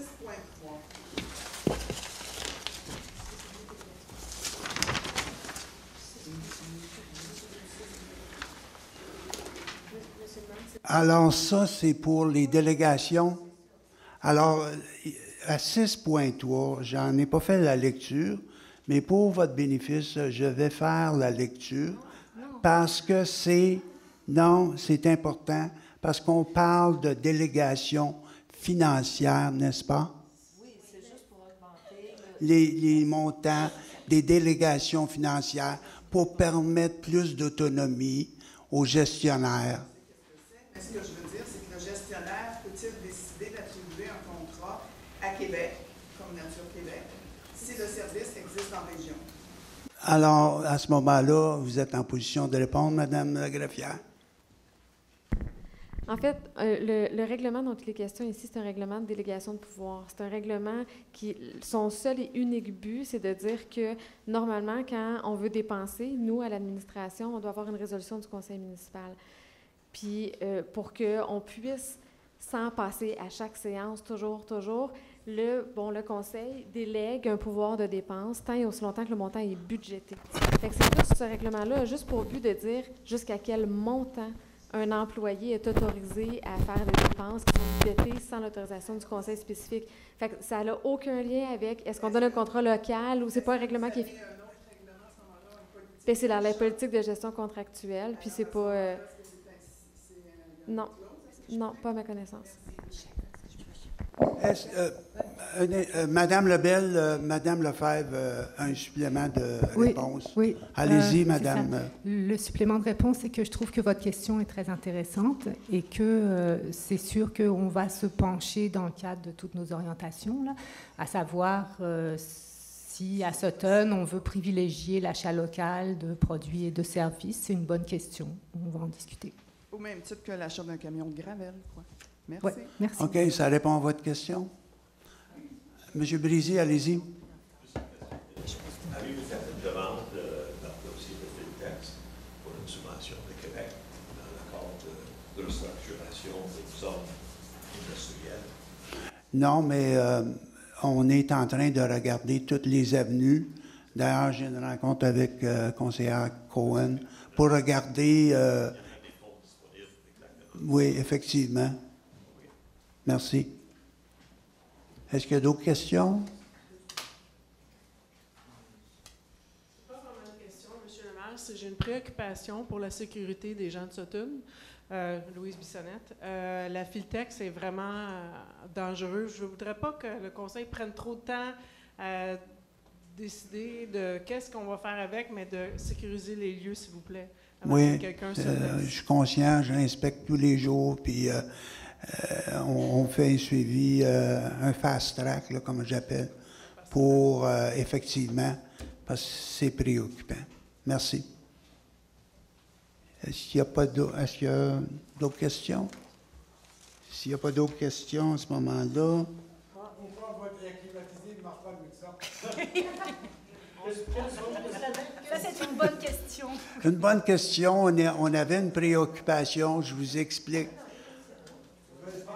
Je vous explique qu'on a demandé avant d'augmenter, parce que c'est un système informatisé, donc l'échangeur d'air, les pourcentages d'air, on a demandé d'augmenter pour votre confort.